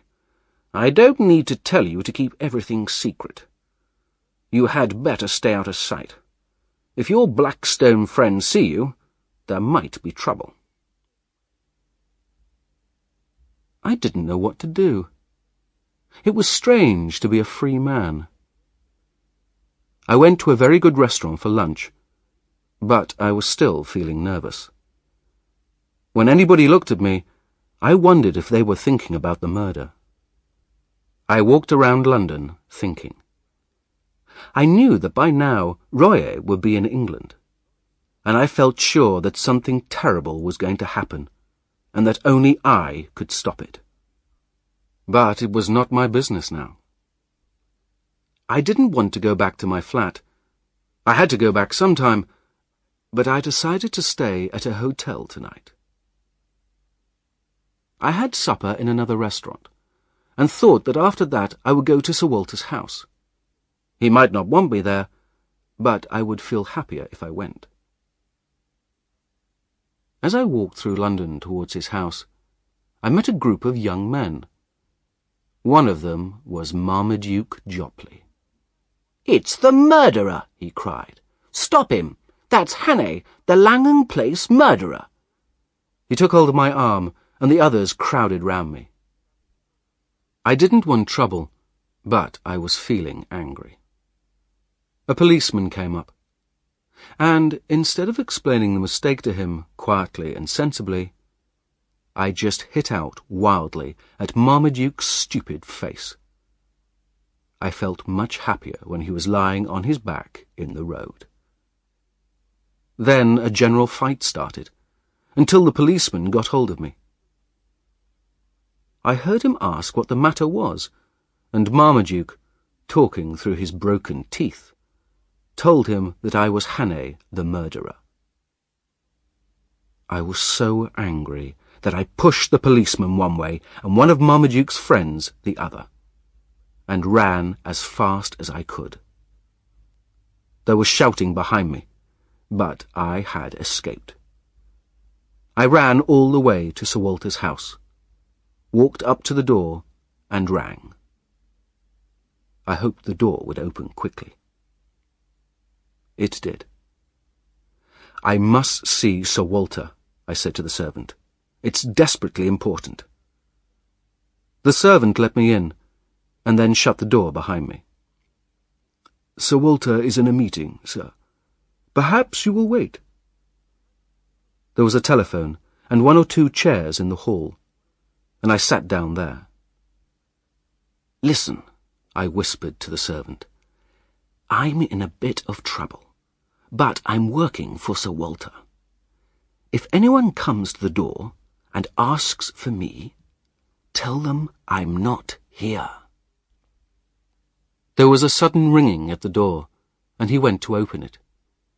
He told them whose house it was, and that nobody could come in, and then shut the door. A few minutes later, there was another ring at the door, and the servant did not hesitate to let this visitor in. Everybody knew his face from the newspapers. A square grey beard and bright blue eyes.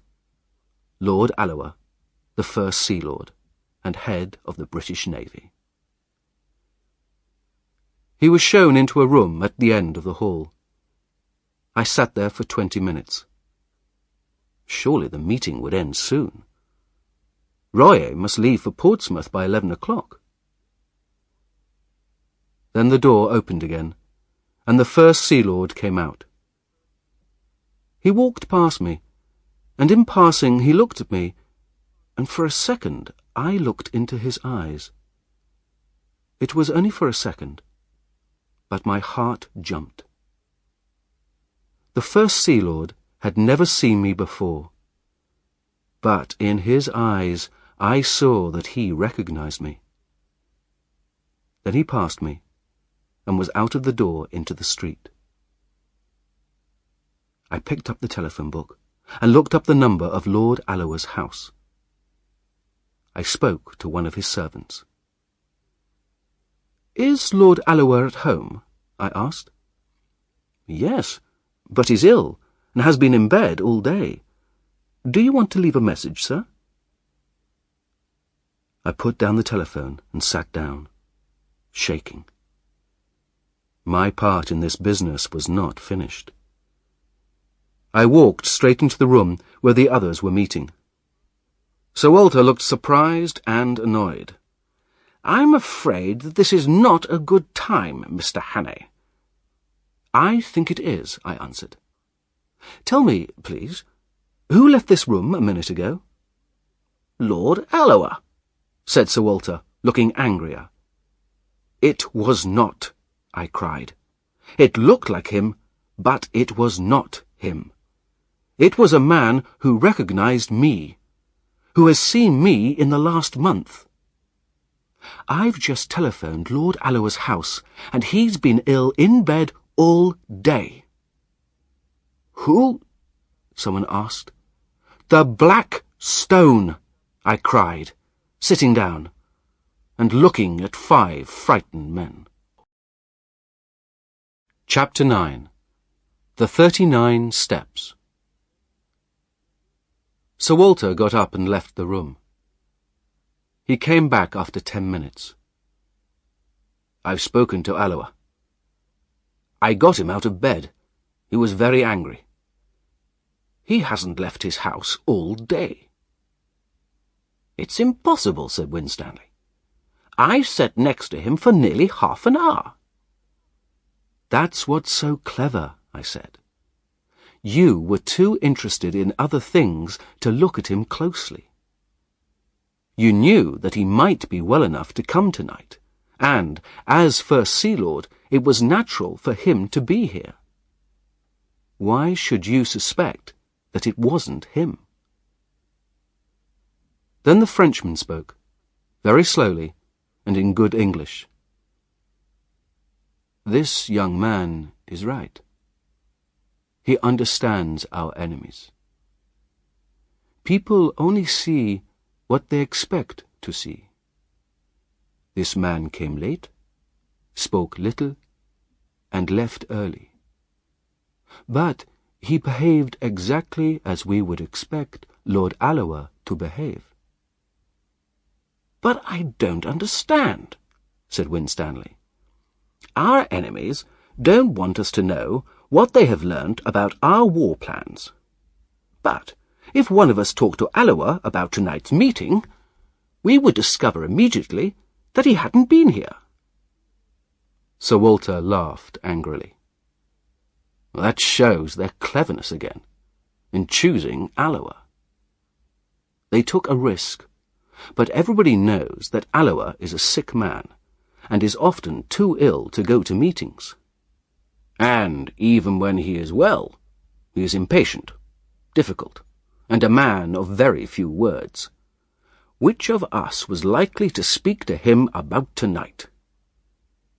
"But the spy hasn't taken the plans," said Winstanley. "He saw them, but could he carry away pages of information in his head?" "It is not difficult," said the Frenchman. "A good spy can remember things photographically." "Well, I suppose we'll have to change our plans," said Sir Walter unhappily. "There's another problem," said Royer. "I said a lot about the plans of the French army. That information will be very valuable to our enemies. That man and his friends must be stopped immediately." "They could simply send their information in a letter," said Whittaker. "It may already be in the post." "No," said Royer. "A spy brings home his information personally, and he collects his pay personally. These men must cross the sea, so we still have a chance. You must watch the coast and search ships. It is desperately important for both France and Britain." Royer was right. We could do something. But none of us felt very hopeful. How, among the 40 million people in Britain, could we find the 3 cleverest criminals in Europe? Then, suddenly, I had an idea. "Where is Scudder's book?" I asked Sir Walter. "Quick, I remember something in it." He gave it to me. I found the place. 39 steps, I read. And again, 39 steps. I counted them. High tide, 10:17 p.m. Whittaker clearly thought I had gone mad. "Don't you see, it's a clue," I cried. Scudder knew where they were going to leave England. Tomorrow was the day, and it's somewhere where high tide is at 10:17. "Perhaps they've already gone tonight," someone suggested. "Not them. They have their own secret way. And why should they hurry? They don't know that we're after them. Where can I get a book of tide tables?" Whittaker looked happier. "It's a chance," he said. "Let's go to the Navy offices." Sir Walter went off to Scotland Yard to get MacGillivray. The rest of us drove to the Navy offices, where we went to a big room, full of books and maps. We got a copy of the tide tables, and I sat down and looked through it while the others watched. It was no good.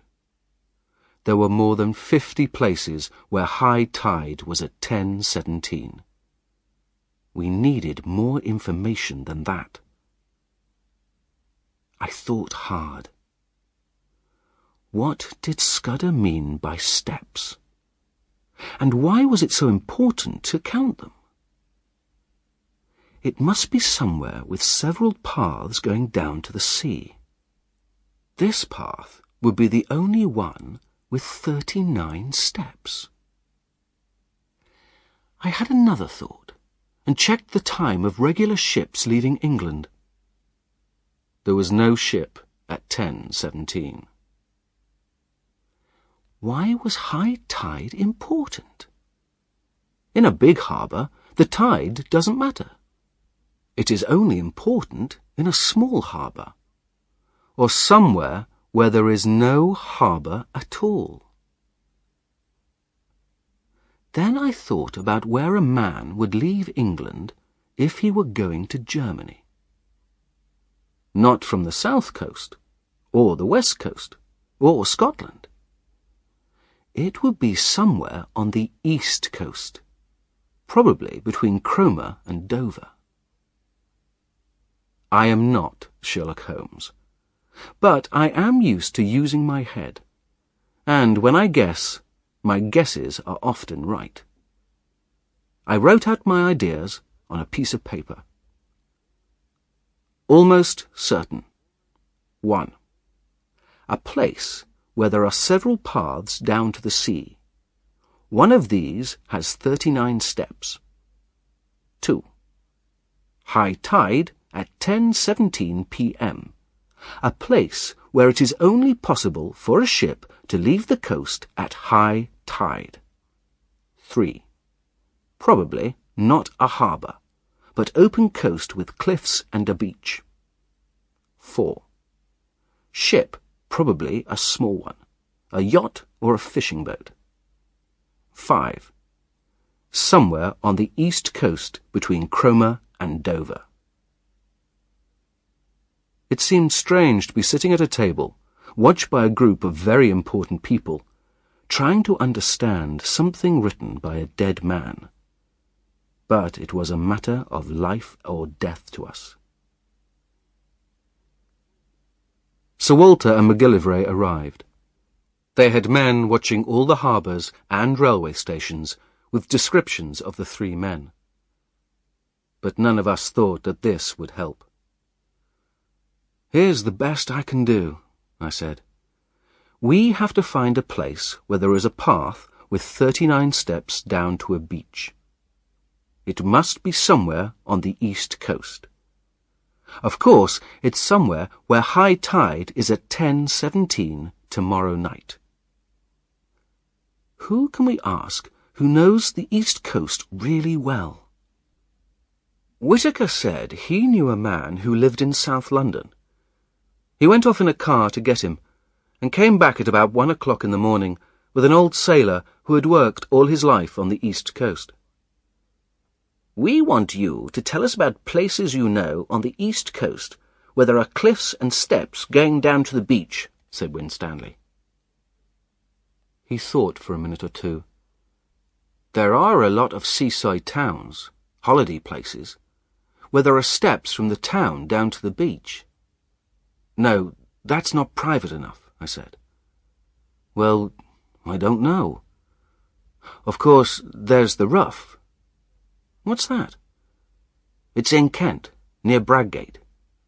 There are cliffs with houses along the top, big houses. Some of the houses have steps down to a beach. Mostly rich people live there, the sort of people who like to be private." I opened the tide tables at Bradgate. High tide was at 10:27 on the 15th of June. "This looks hopeful," I cried. "How can I find out when high tide is at the Rough?" "I can tell you that, sir," said the sailor. "I used to go fishing there. High tide is 10 minutes before Bradgate." I closed the book and looked up at the others. "If one of those paths has 39 steps, then I think we have a good chance," I said.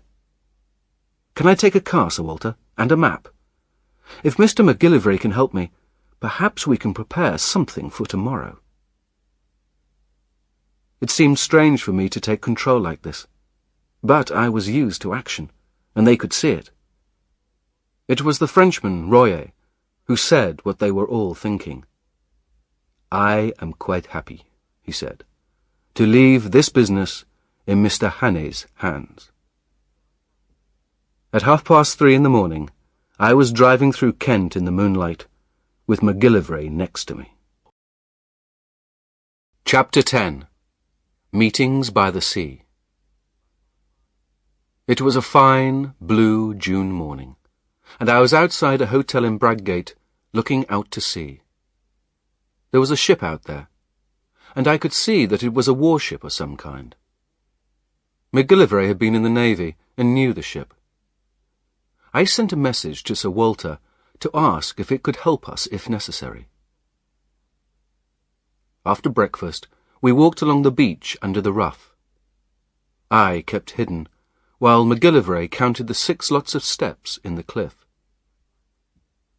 I waited for an hour while he counted, and when I saw him coming towards me with a piece of paper, I was very nervous. He read out the numbers. 34, 35, 39, 42, 47, and 21. I almost got up and shouted. We walked back to Bradgate quickly. MacGillivray had 6 policemen sent down from London. He then went off to look at the house at the top of the 39 steps. The information he brought back was neither good nor bad.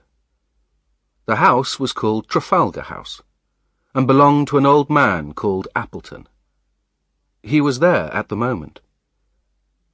The neighbours didn't know him well.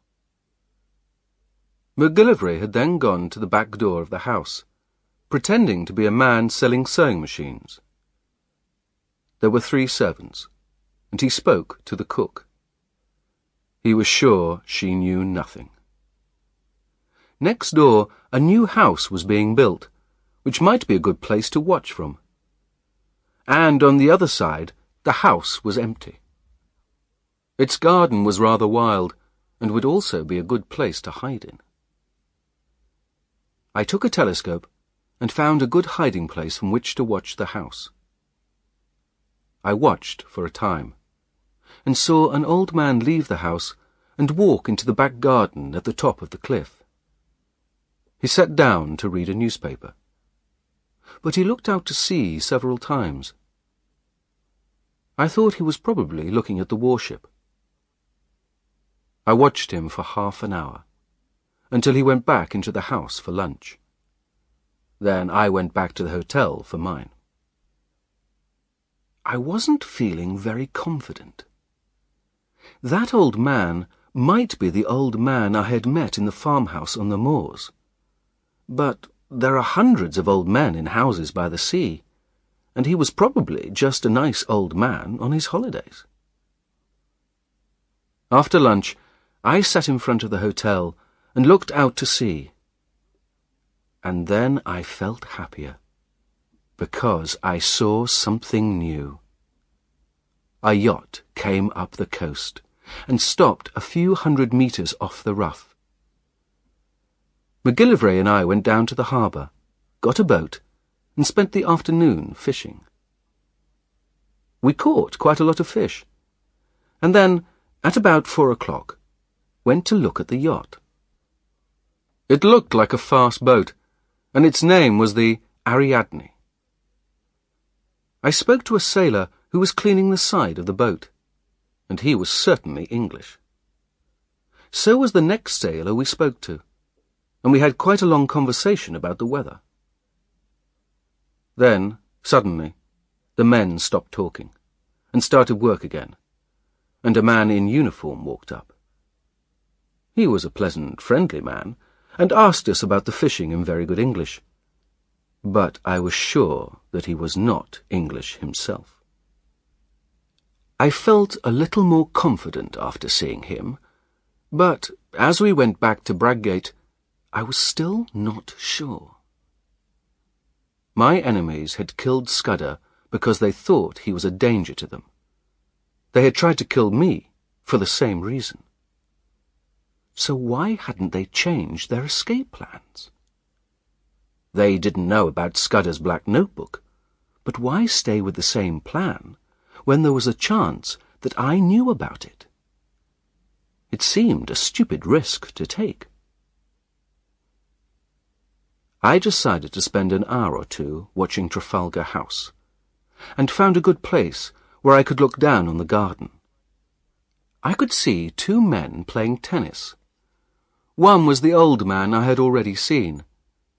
The other was a younger, fatter man. They played well, and were clearly enjoying themselves, like 2 businessmen on holiday. I have never seen anything more harmless. They stopped for a drink, and I asked myself if I wasn't the most stupid man alive. These were 2 normal, boring Englishmen, not the clever murderers that I had met in Scotland.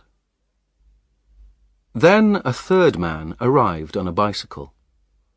He walked into the garden and started talking to the tennis players. They were all laughing in a very English way. Soon they went back into the house, laughing and talking, and I stayed there feeling stupid. These men might be acting, but why?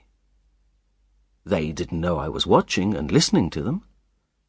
They were just 3 perfectly normal, harmless Englishmen.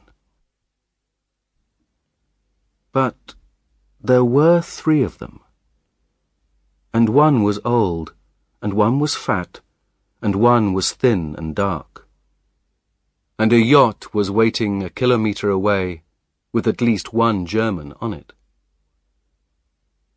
I thought about Keralides lying dead, and all Europe trembling on the edge of war, and about the men waiting in London, hoping that I would do something to stop these spies. I decided there was only one thing to do. I had to continue and just hope for the best. I didn't want to do it. I would rather walk into a room full of wild animals than walk into that happy English house and tell those 3 men they were under arrest. How they would laugh at me. Then I remembered something that an old friend in Africa once told me.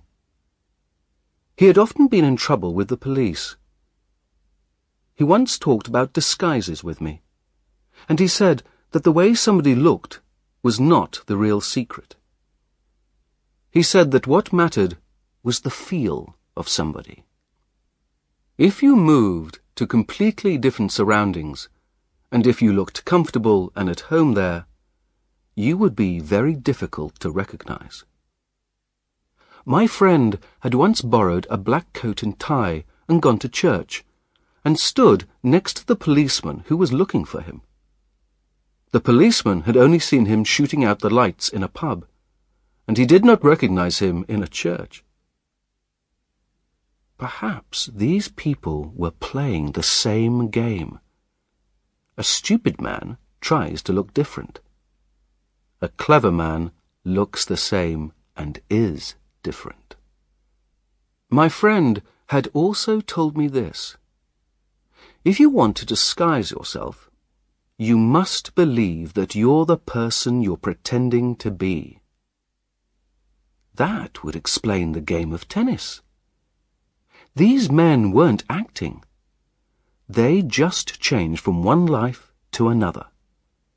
And the new life was as natural as the old. It is the secret of all great criminals. It was now about 8 o'clock. I went back to see McGillivray, and we arranged where the other policemen would hide. After that, I went for a walk along the coast, looking at the peaceful people on holiday.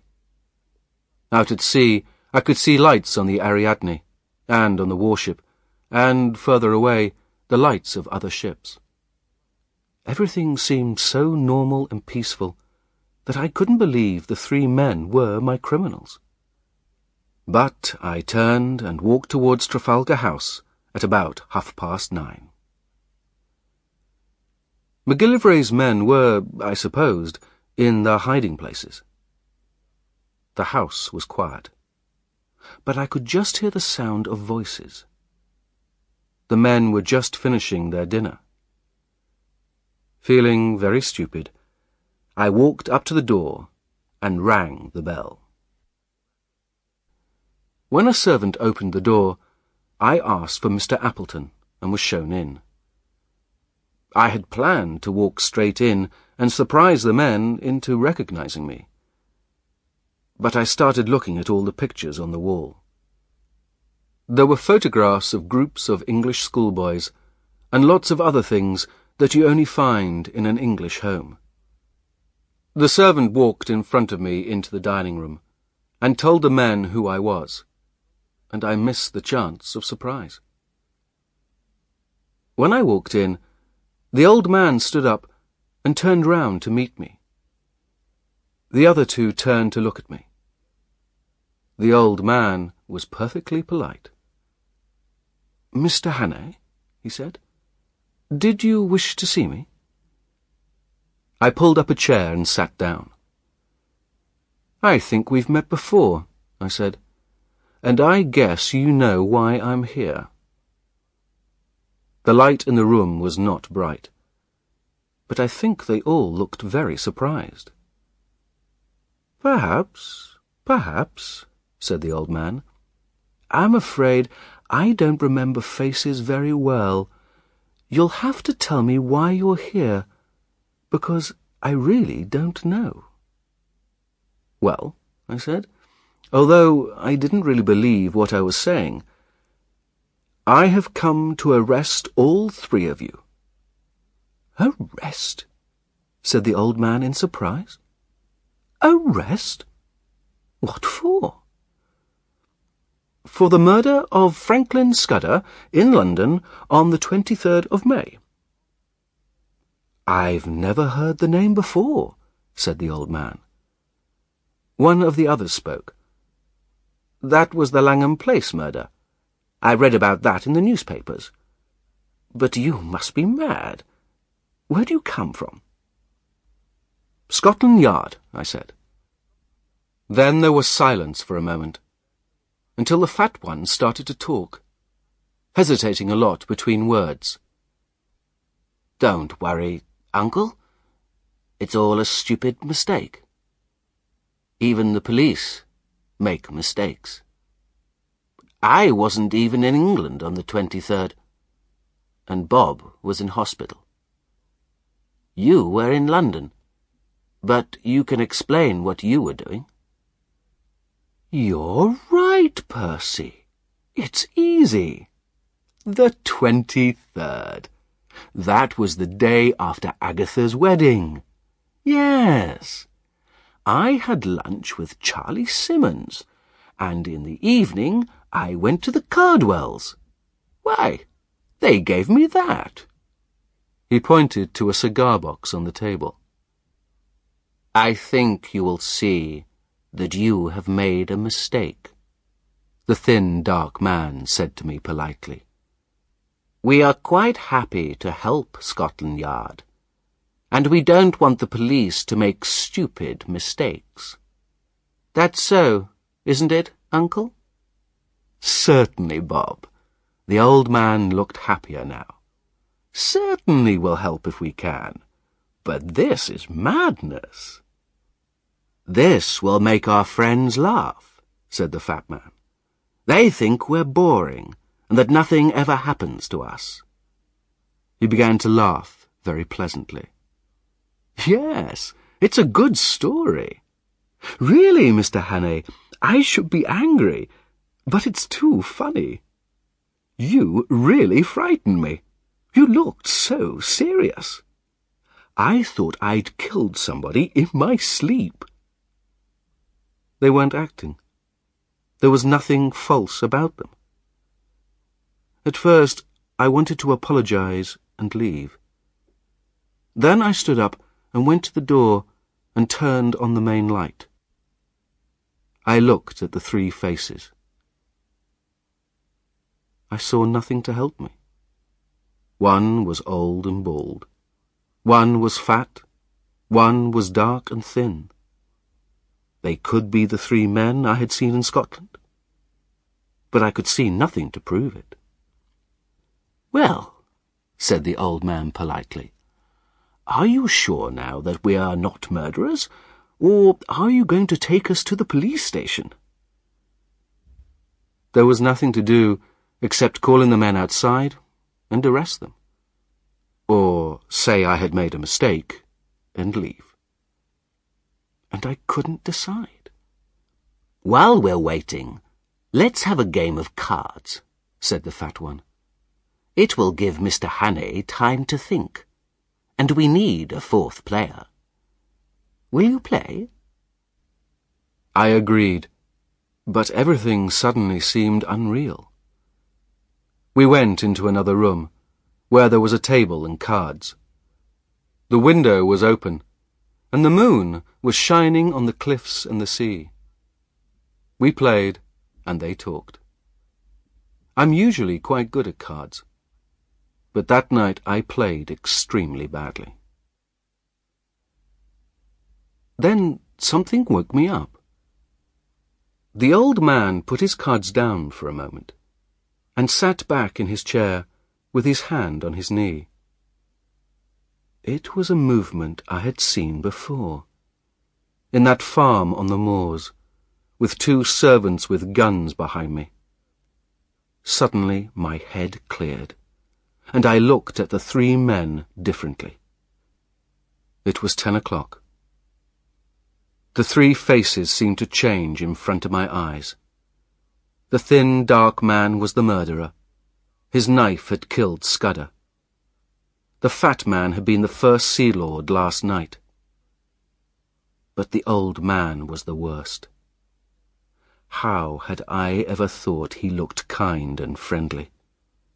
His eyes were cold and evil and frightening.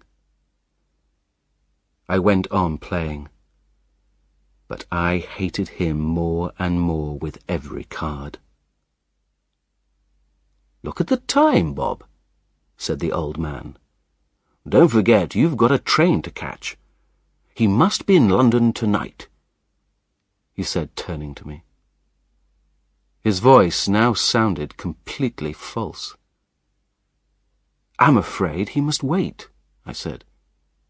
"Oh, no," said the thin man. "I thought you'd finished with that. I must go. You can have my address." "No," I said. "You must stay." I think then they realized they were in real trouble. I looked at the old man, and I saw his eyes hood like a hawk. I blew my whistle. Immediately, the lights went out. Someone held me to my chair. "Quickly, Franz!" somebody shouted in German. "The boat! The boat!" I saw 2 policemen on the grass behind the house. The thin, dark man jumped through the window and was across the grass before anybody could stop him. I was fighting the old man, and more police came into the room. I saw them holding the fat man. But the thin man was at the top of the steps. I waited, holding the old man, for the time it would take the thin man to get to the sea. Suddenly, the old man escaped from me and ran to the wall of the room. From underneath the ground, I heard an explosion. The cliff and the steps had been blown up. The old man looked at me with wild, crazy eyes. "He is safe," he cried. "You cannot follow him. The Black Stone has won." This old man was more than just a paid spy. Those hooded eyes shone with a deep, burning love for his country. But, as the police took him away, I had one more thing to say. Your friend has not won. We put our men on the Ariadne an hour ago. 7 weeks later, as all the world knows, we went to war. I joined the army in the first week, but I did my best work, I think, before I put on uniform.